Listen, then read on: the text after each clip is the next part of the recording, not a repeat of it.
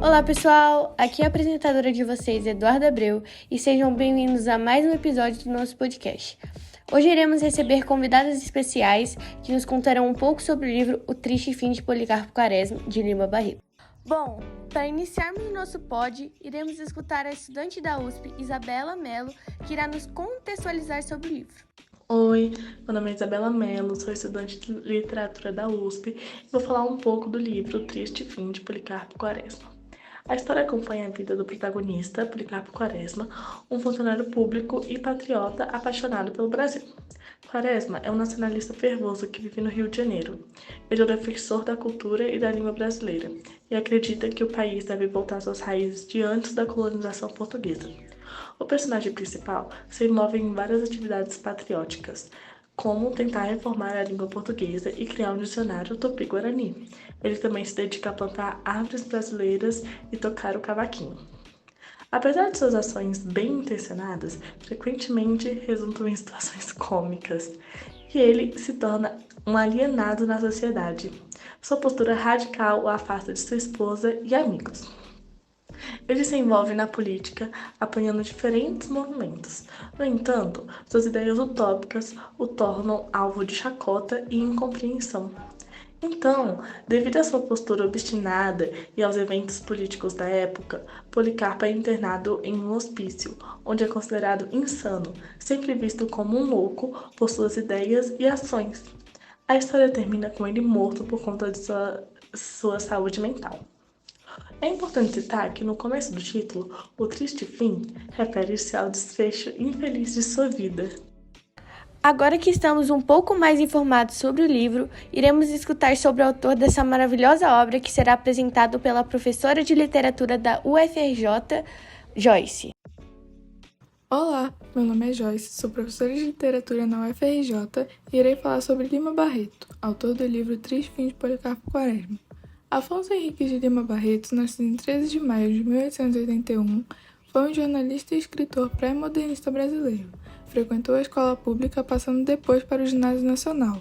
Completou os preparativos para o curso superior no Colégio Paula Freitas e ingressou na Escola Politécnica do Rio de Janeiro, que teve de abandonar para incumbir-se dos cuidados de seu pai, que enlouqueceu. Passou a trabalhar na Secretaria de Guerra para sustentar a família.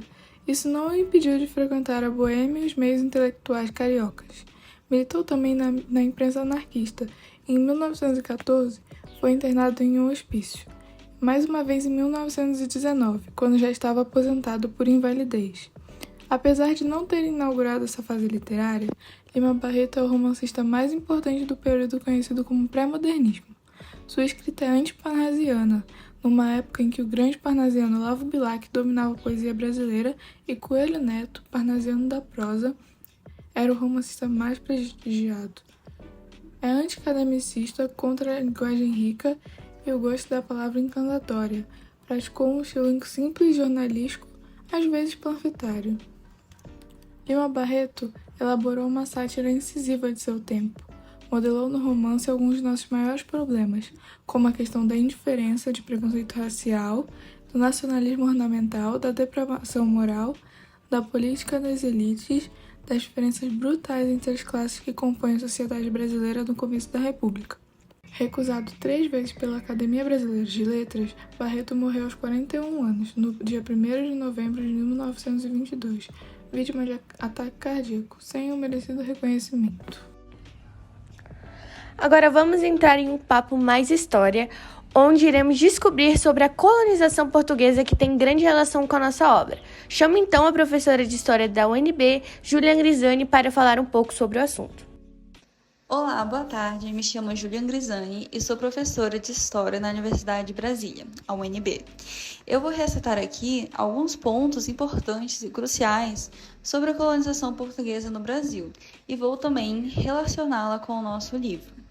Então, para começar, Lima Barreto, o escritor do livro O Triste Fim de Policarpo Quaresma, ele tem uma preocupação com os fundamentos da nacionalidade brasileira, manifestando a falta desse sentido de pertencer à terra por parte dos seus habitantes. Esse alinhamento percebido pelo Lima Barreto, ele faz referência ao momento da colonização portuguesa e ao tipo de povoamento que se fez no Brasil. Então, relacionamos esse contexto histórico, né, ao livro parnasiano, pois a colonização portuguesa ela teve uma grande influência na construção da identidade brasileira, visto que foram implementadas no Brasil colonial hábitos e forma da cultura europeia, né, que se diversifica muito da cultura indígena que tínhamos no Brasil naquela época colonial. Essa implementação deixou alguns resquícios no Brasil, dos quais Policarpo comenta, e é possível falar nessa época também sobre um Brasil que ainda não possuía símbolos nacionais ou um sentimento nacionalista tão forte como temos hoje, né? Pois ao termos uma cultura estrangeira implementada no país, perdeu um pouco dessa, vamos dizer, originalidade da cultura brasileira, que começa lá com os povos indígenas. E por isso Policarpo ele vai exaltar a língua tupi-guarani, né, por ser um traço muito forte, original do Brasil, que ainda não foi influenciado por outras culturas, né? Podemos dizer do Brasil realmente puro, né? O Brasil que não foi influenciado externamente. Obrigada, professora, pelas palavras. Agora vou chamar outra convidada especial, a historiadora formada pela UFMS Teruco, que irá nos contextualizar sobre o período da República da Espada, onde se passa o livro. Oi, eu sou a Teruco, eu sou historiadora formada pela UFMS e fui convidada para fazer uma pequena contextualização do livro O Triste Fim de Policarpo Quaresma, com o período em que ele se passa, a República da Espada, mais especificamente o governo de Floriano Peixoto. Bom, a nossa Primeira República foi marcada por militares no poder e grandes mudanças associadas a essa troca de regime. Pode-se dizer que foi uma fase onde tivemos uma ruptura maior com Portugal, pois apesar de já sermos independentes há algum tempo, ter como líder a figura de Dom Pedro II, que embora nascido, crescido e educado no Rio de Janeiro, ele ainda trazia consigo raízes portuguesas, por ser filho de português e herdeiro do trono luso. Durante seu reinado e toda a período imperial do Brasil, após a proclamação, a gente já tinha essa busca pela identidade de um brasileiro, pela desvincular totalmente de Portugal. E por mais que o afloramento da identidade brasileira teve seu ápice após a Semana de 22, a República Velha também trouxe uma busca por uma identidade nacional e um sentimento de pátria e pertencimento entre os brasileiros, como, por exemplo, a criação e oficialização de símbolos nacionais. E podemos observar que o Major Quaresma era um grande entusiasta do Brasil e a todo tempo tentava se conectar mais e expandir sua paixão pela terra nascida, com atitudes nacionalistas, como a sua sugestão de mudar a língua do país para o tupi, uma língua tida por ele como originalmente brasileira e não o português emprestado pelos portugueses. Ele chega até a apoiar o Floriano na revolta armada, que o chamou de visionário com suas ideias. Porém, ao decorrer da história, o militar percebe algumas incoerências na repreensão e chega até a ser preso ao criticar o tratamento que os prisioneiros dessa revolta recebiam. E após cair nessa desilusão, ele percebe que seu patriotismo o enganou e que tudo que ele desejava e idealizava era apenas um sonho, como é ressaltado no trecho. Pátria que quisera ter era um mito, era um fantasma criado por ele no silêncio de seu gabinete.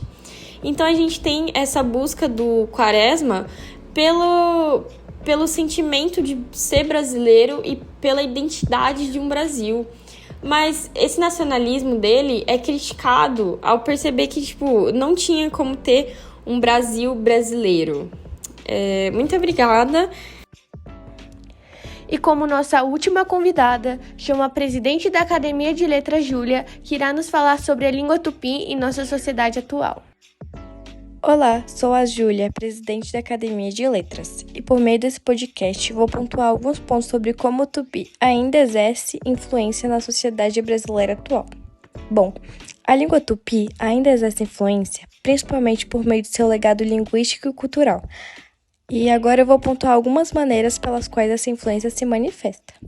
Primeiramente pela linguagem, pois muitas palavras de origem tupi foram incorporadas ao português, enriquecendo o vocabulário. Alguns exemplos são como nomes de plantas, como abacaxi, mandioca, e de animais, como tatu e jabuti.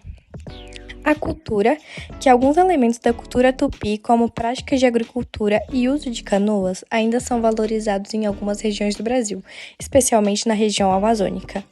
A arte e o artesanato. Alguns artesanatos indígenas, muitas vezes inspirados pela cultura tupi, é apreciado e valorizado como parte do patrimônio cultural do Brasil. A alimentação.